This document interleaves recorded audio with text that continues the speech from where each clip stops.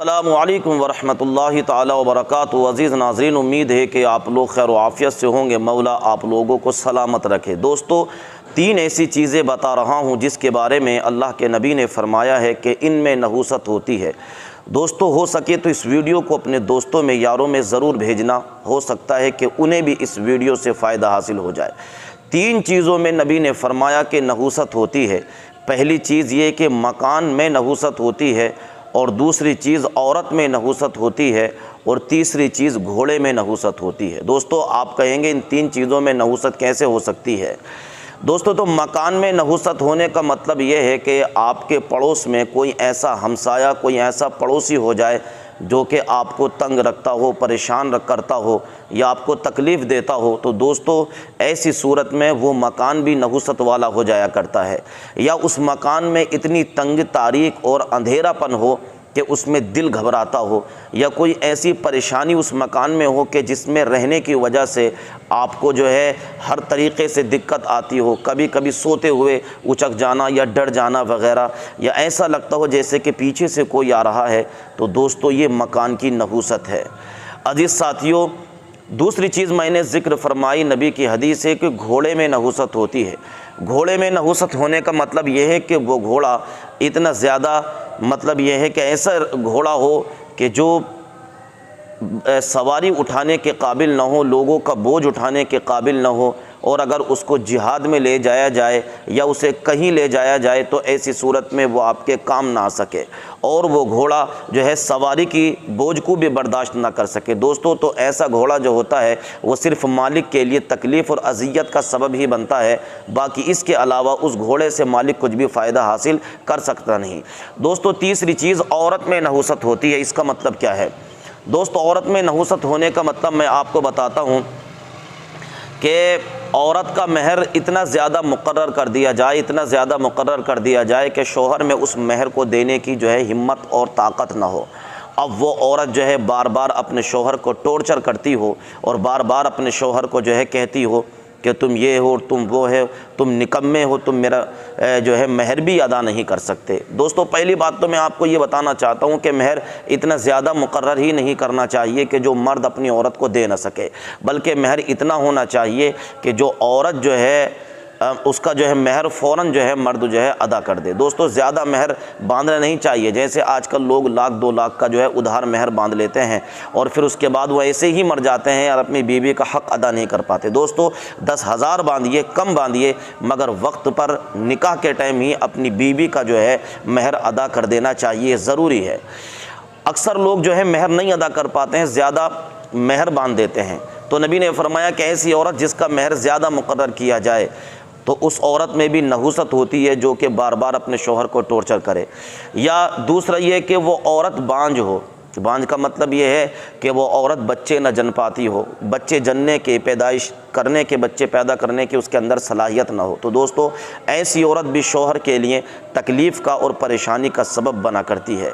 अजीज़ साथियों, तो ये तीन चीज़ें जो मैंने आपके सामने ज़िक्र फरमाई, शायद कि आप लोगों ने इनको समझ लिया होगा कि तीन चीज़ों में नहूसत होती है। मकान में, घोड़े में और औरत में भी नहूसत हुआ करती है। दोस्तों, अगर ये वीडियो अच्छी लगी हो तो इस वीडियो को लाइक ज़रूर कीजिए, कमेंट ज़रूर कीजिए। हम आप लोगों को एक अच्छी वीडियो दिखाते हैं। इस वीडियो को आप लोग ज़रा गौर से देखिए। सब पे लागू न ये बेबसी कीजिए।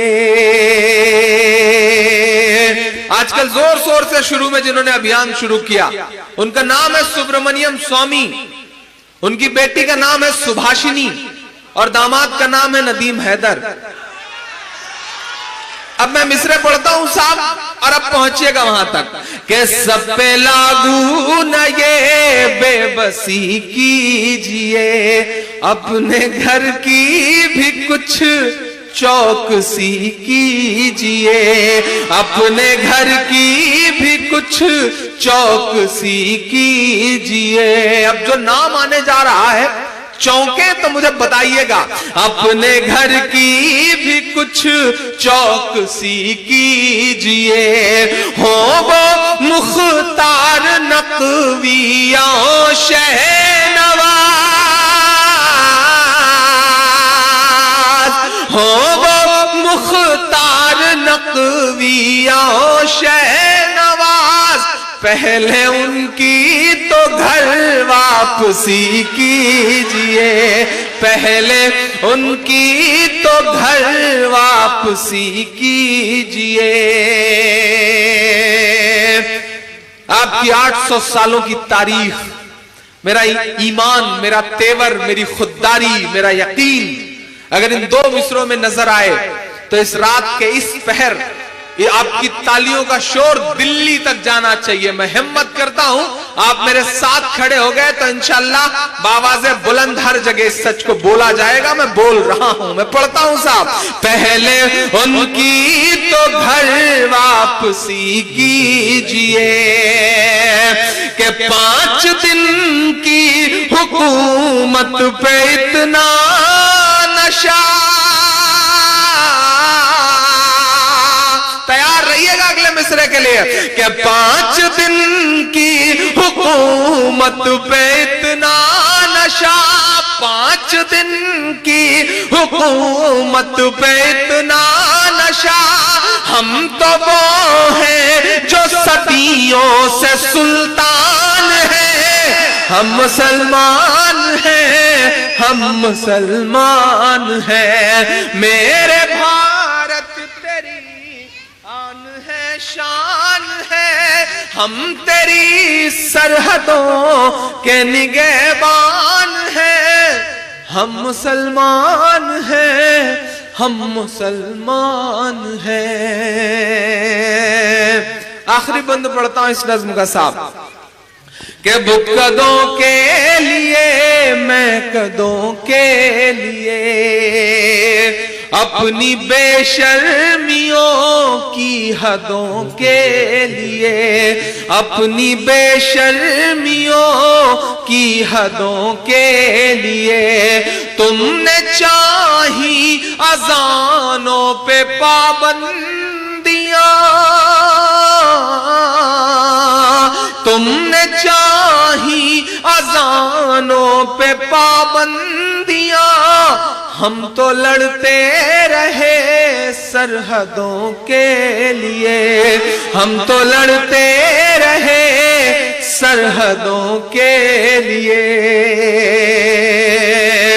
कौम सोई है इसको जगाओ न तुम।